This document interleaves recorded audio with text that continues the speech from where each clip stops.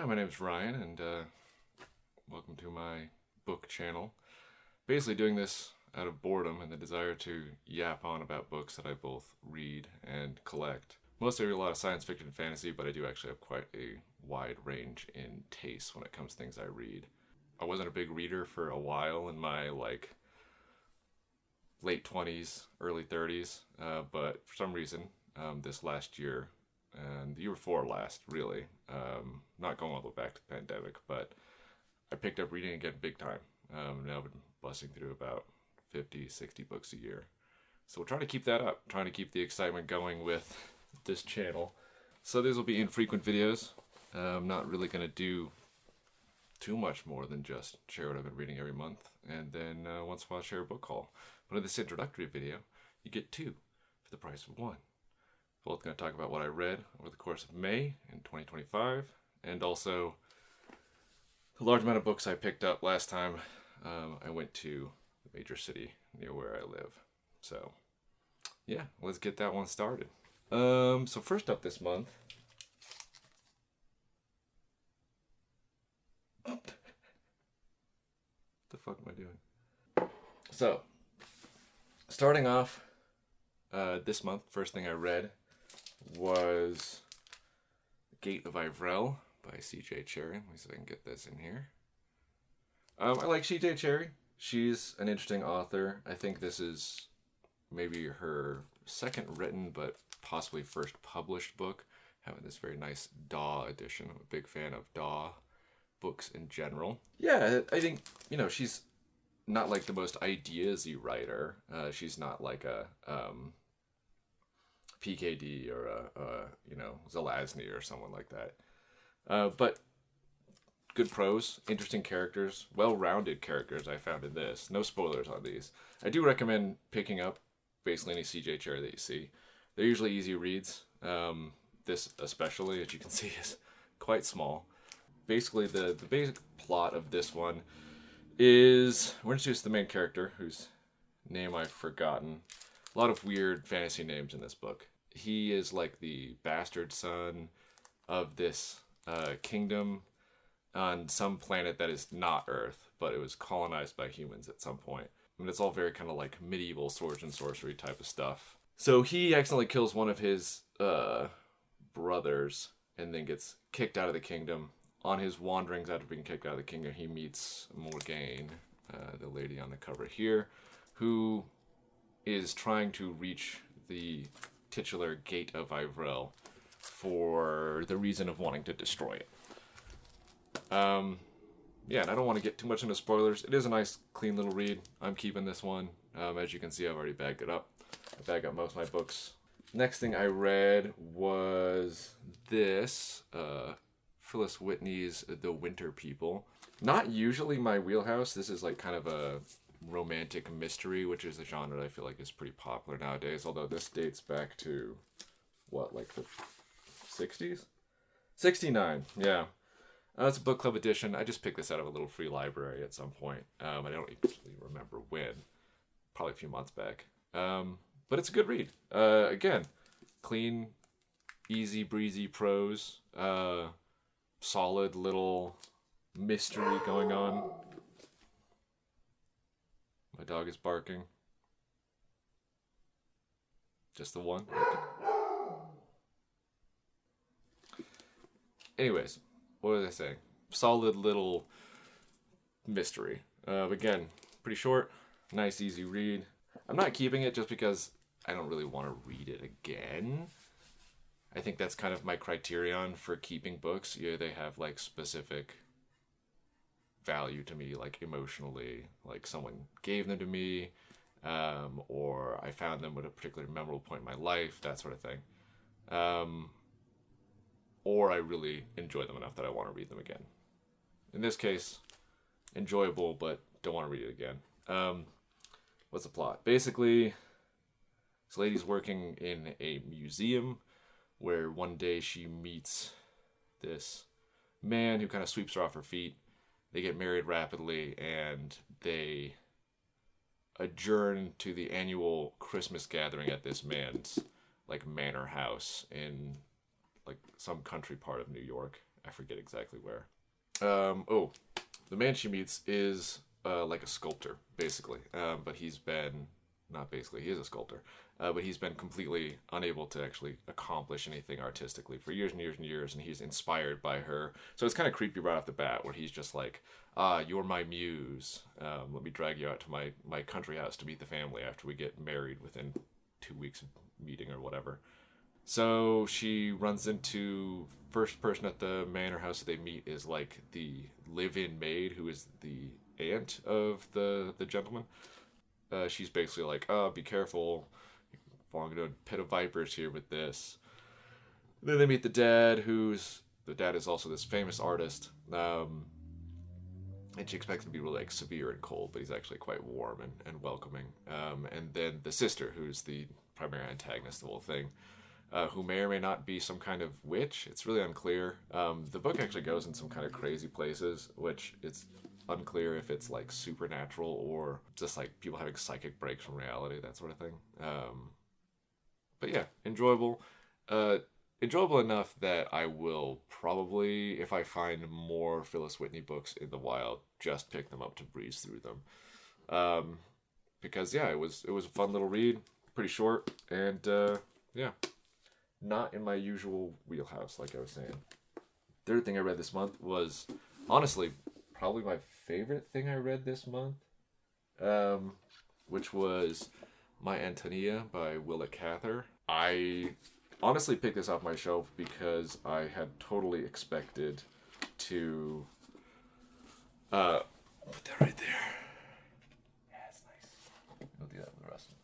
Because I totally expected to just kind of... Oh, there's my dog again. I'm gonna go let her outside so she stops barking. Be right back. What was I saying? Right, My Antonia. I pulled it off my shelf because I expected to like breeze through it and just kind of get rid of it. I, probably like most people who buy a lot of books, have no more room left. So, consequently, trying to get rid of stuff. But turns out it's a fucking masterpiece. I think she's probably underserved by history. Some of her stuff is still in print. I've been looking into it. I think all of her stuff is still in print. But this particular copy was given to me by my third grade teacher, who I just ran into randomly at a used bookstore.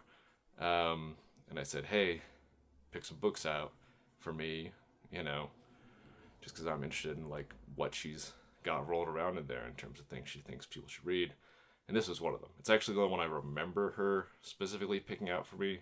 It's basically like a kind of coming of age, frontier, pioneer tale. I think it's set in Nebraska, if I remember correctly. Yeah, it's set in Nebraska. Just because the story keeps going, there's not a lot of like drama in it in terms of like plot. It's kind of very incidental in like how it moves along, just little incidences and bits and bobs from throughout this boy's life, who's the central character of the story. And this copy at least has these nice plates in it. I've seen other copies that have different plates I don't like as much. This one I know I'm keeping this one anyways. I like it, and it's got a nice story attached to how I got it. Really recommended.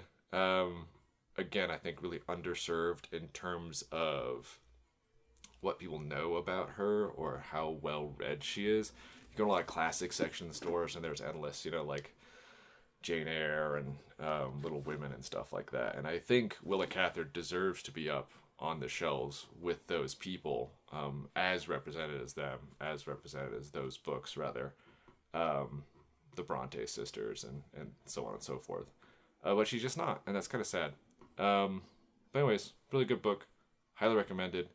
Pick up a copy. They're not expensive. There's mass market trade paperback editions out there to find. Pretty cheap. So, highly recommended that one. The next thing I read this month was Heinlein's Moon is a Harsh Mistress. What do I say about it? It's enjoyable. I don't hate it. Basically, it's about the revolutionary overthrow of a penal colony on the moon, with the main character being a like computer technician who it befriends the central computer AI that controls all of the various technology on the moon, and then the number of people he meets in the process of trying to like start this revolution. And he's kind of reluctant to be part of it. He's kind of a working man, but he gets dragged in and turns into one of the leaders of this revolution. Enjoyable enough. I mean, Heinlein's a good writer. I think the really annoying things about it were the main character is the main character is like of Russian ancestry or something like that. It's kind of unclear because everyone in the future is kind of like mixed ethnicities and backgrounds, as it probably will be realistically, or should be. But he both speaks and thinks in kind of like weirdly stilted, almost accented English. And you definitely get a sense of like that's what it is, that it's supposed to be like this kind of like Russian accent coming out. But it's really annoying to read for the whole book, like just incredibly annoying. And that is really, you kind of get used to it as the book goes on, but it was really a struggle to get into it. The other thing is at this period in Heinlein's career, there's a lot of kind of soapbox, social, political, like basically him putting his own, feels like at least him putting his own social and political ideas into his characters' mouths in a way that is quite taxing to read, just because it's like, okay, I get it. We're like basically pausing the story for you to espouse your beliefs on the exact way that human beings should exist and organize society. Yeah, it's just tiring. And I think that's really what killed it for me in terms of this not being like absolute 5-star. Was I was like, I cannot imagine wanting to go back and read this again, knowing that I'm going to have to sit through pages and pages of Heinlein just rambling on about, anarchy is the natural way of humans and blah, blah, blah. And you're like, get to the plot. Like, keep it rolling. I'm fine with politics in my books, in my media. I'm a political person. But there's ways to do it where it's not so obvious that the character is just becoming a mouthpiece for the author's political beliefs. Does that make sense? So that's why this one is going away. Next thing I read, this may be controversial, Cage of Souls by Adrian Tarkovsky. This is the first Tchaikovsky I've read. It's big. It's thick. It seems like every time I see one of his books, it's super big, and I don't necessarily like that. Certainly if you... Are you gonna stay? Fucking stay. Certainly, if you deserve to have, a long book, if you've got a lot of ideas in there, great. I'm a big fan of... I'm a big fan of Pynchon. Obviously his books are notoriously long and difficult. This, I don't think, needed to be the 600 pages that it is. There's so much digression, so much big chunks of flashbacks. It all felt unnecessary at the end, I was really actually quite on board with where the story started. This prison on this planet, all this kind of interesting stuff. Even a little bit of, like, flashing back at the beginning to set up who our character is. That's totally fine. As the story continued to just kind of meander and limp along to its underwhelming conclusion, in my opinion, I was done. Really cool ideas individually in there. So basically the plot of the book is far millions, hundreds of thousands at least, years in the future of humanity, that humanity has been basically reduced to like a single city that is slowly dying.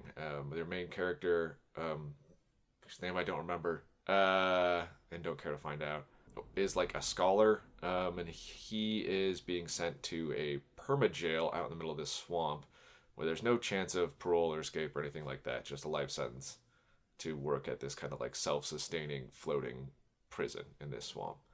We find out it's because he wrote a book about like mind powers, basically, and everyone else who wrote the book with him is dead.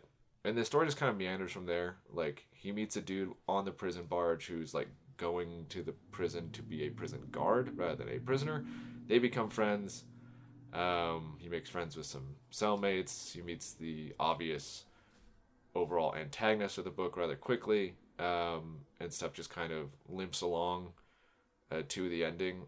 Again, I think there's a lot of ideas I liked a lot in this book that I thought were really interesting. Some of them are spoilery, so I'm not going to get into it. There is one character who is like a Russian cosmonaut who somehow got stranded in this part of the future through a time travel experiment in like the 70s. But no one believes him. Everyone thinks he's weird because everyone in the future is weird. People do like, what's the term? Like intentional modification of their bodies through like surgery, like giving themselves deformities as like fashion statements. So people looking strange is not a big thing. And so this guy who is a cosmonaut, who everyone says is 8 feet tall, but he says the cosmonaut guy himself says that he is 6 feet tall, which is interesting, I think, because it means that feet are measured differently in the future, which is definitely the point Tchaikovsky's trying to make, but just a little detail that I really liked. Yeah, no one believes that this Russian cosmonaut guy is actually that, but obviously he is to the people reading the book.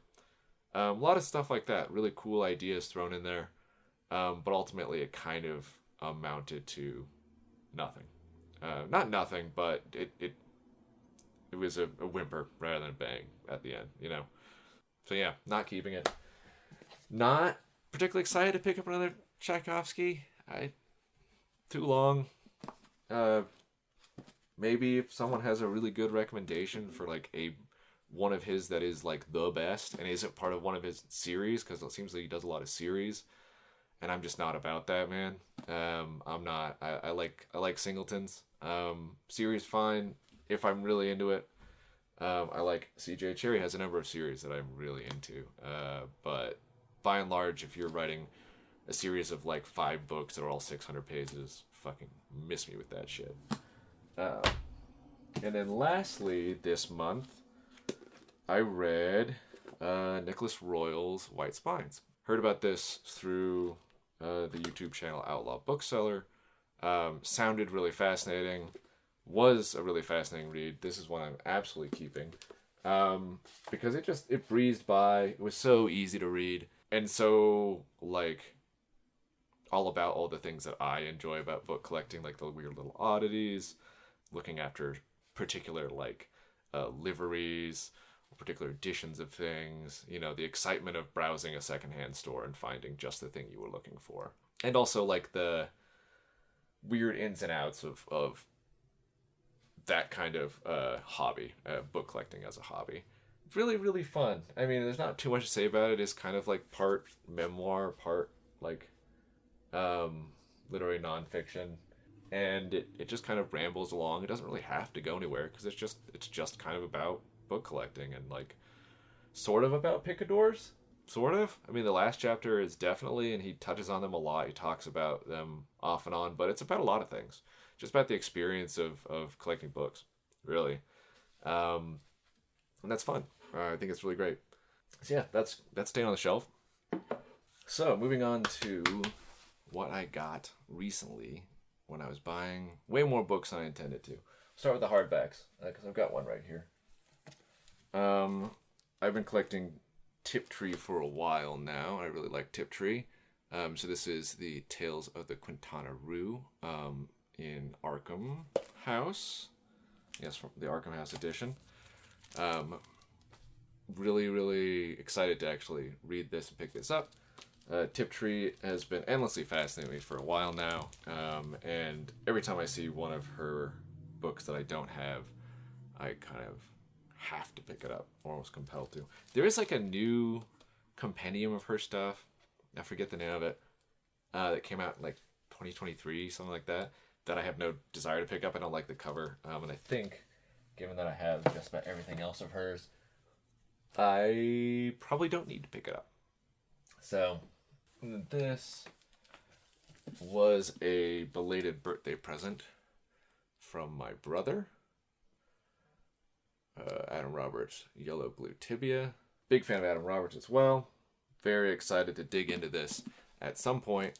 But I've got a big stack of other things to get through first, and I know I'm gonna love it. Maybe I won't. I doubt it, but Adam Roberts is Adam Roberts, and Adam Roberts can basically do no wrong, in my opinion. I picked up Brian Aldiss, This World and Nearer Ones. Is it gonna focus at? Something like that. Whatever. This is essays. I don't know. I just found this. It was like, what? $6? I like all this. Never heard of it, but there we go. Oh, and then I picked up Austerlitz by W.G. Sebald. I just upgraded. This is the hardback American First, because I just had a trade paperback before. Sebald is probably one of my favorite authors. Definitely one of my favorite. Maybe my favorite overall, 100% period. So I'm trying to pick up hardback first of all his stuff in English, the English versions of the hardback first, but good luck to me on that front, because I'll probably need it. And then I found this Maureen F. McHugh book. Oh, that's very reflective. I know she's famous for China Mountain Zhang, but I haven't read that. I would like to read it. I've not been able to find a copy in the wild, so we'll get to it at some point. But I did find this, and it looked interesting. About like an underwater future or something. Yeah. So, it's going to be good. Hopefully. We'll see. And then this was, again, I just really liked the cover of this, and it was only, what, $12? So I said, hey, fuck it, why not? This is Eleanor Arneson's Ring of Swords. I know nothing about this, other than it's published by Tor. Never heard of Eleanor Arneson. Don't know nothing. Cover fucking rocks, though. I mean, look at that. If you can look at that with the reflection. Cover's great. And yeah, I'm just really, I don't know. We'll see what this is like. Sounds like space opera, which, okay, space opera, very popular genre nowadays. It feels like everyone's writing fucking space opera, but whatever. And then I picked up Aldiss's A Romance of the Equator.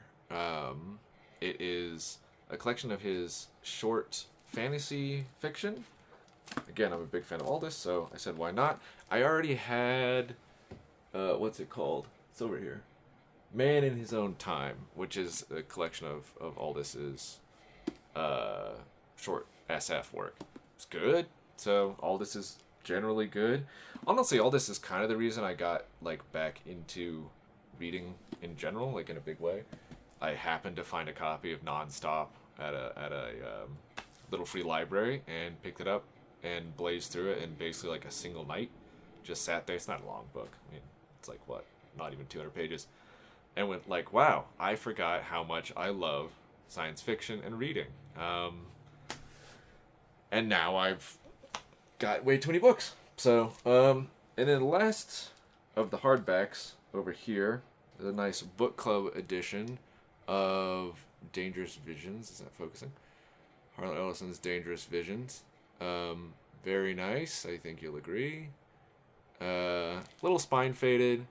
But, I mean, it's old. But I've got a book club edition of, again, Dangerous Visions as well. So, you might be able to see there. Oh, yeah. And, yeah, I just thought it looked nice on a shelf together. And then, as I was checking out one of those bookstores, I quite literally tripped over a box full of A-format paperbacks. And ended up buying a bunch. So let's go through those real quick. First in Daw, we've got the book of Andre Norton. Yeah, I like Daw. It's alright. Spine's pretty good.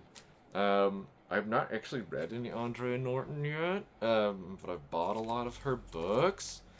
Because, I don't know, she's in Daw a whole lot, and I really like Daw as an imprint, so. Alright, next up. Also in that box,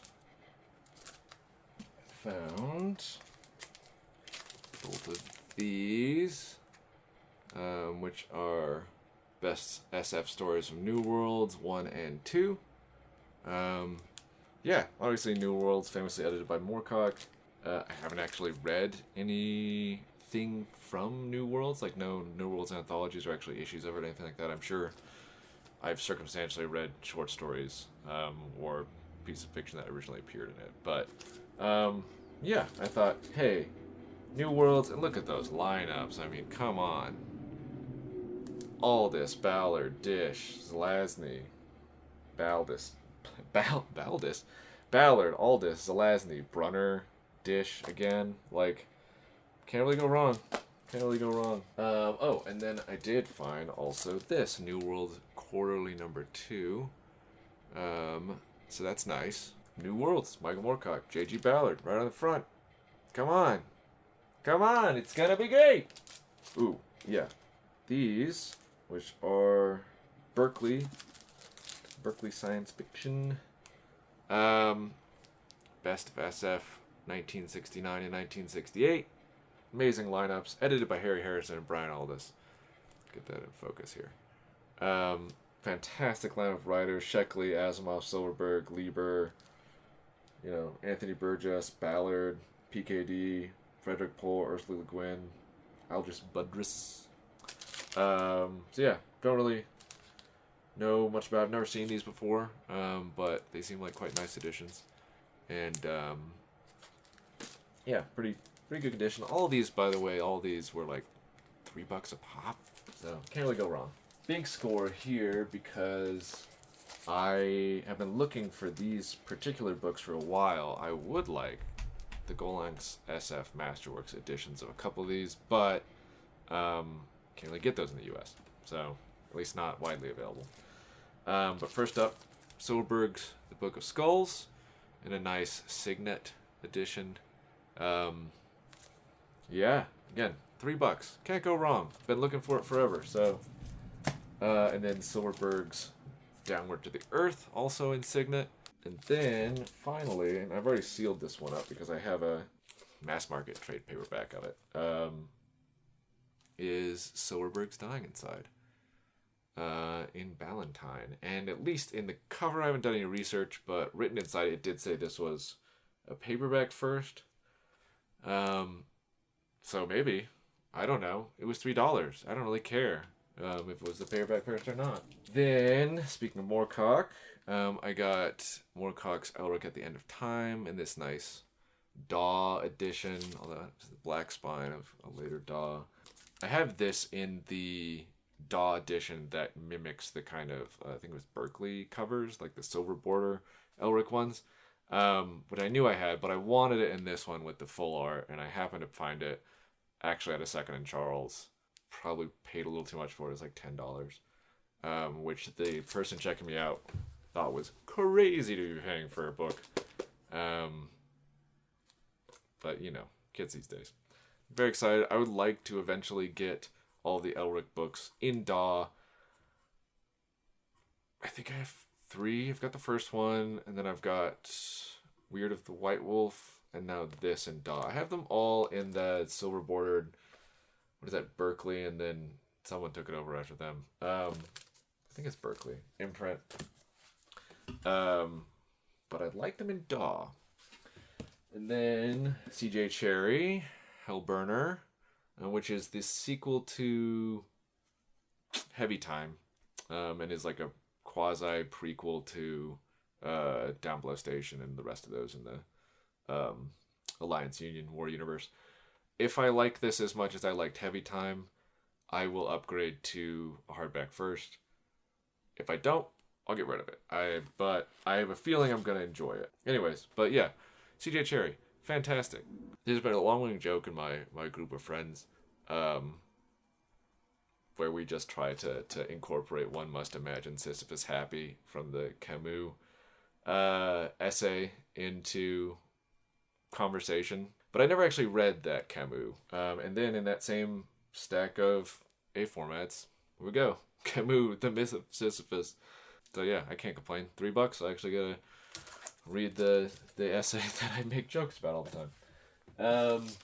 And then last but not least, another Brian Aldiss, Barefoot in the Head. Not one I've heard of.